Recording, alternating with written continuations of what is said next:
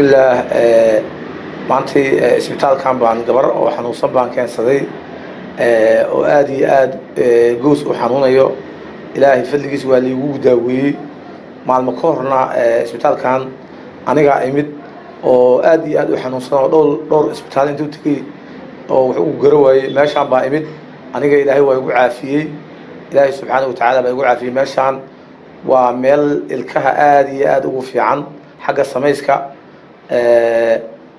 qof walbo oo ilkuhu xanuunayaan waxaan kula talinayaa meeshaan inuu yaan meel kale waqti kaaga dhammaan aniga haddeertan waxaan rabaa kuwa iga dhiman inaan ka dhammaystirto haddii alla idmo oo hawsha aan ku bilaabo meeshaan awal aan ku bilaabo inaan ku dhammaystirto insha allahu ilaahayna waxaan ka rajaynayaa inuu ilaahay ilka qurxoon iyo caafimaad ugu siinayo marka dadka saaxiibadaya oo sidoo kalete ilkuhu wax ka sii yihiin ha yimaadeen aan kula tali lahaa wabilaahi tawfiiq waa xarunta isbitaalka kalkaal waaye meeshaan kalkaal waa ballanteedna waa noo kalkaal haddee waa dhakhtar caafimaad oo ilkaha oo hagarla oo aad iyo aad daaweynta u yaqaana ha lagu soo degdego yaan laga daahin wabilaahi tawfiiq.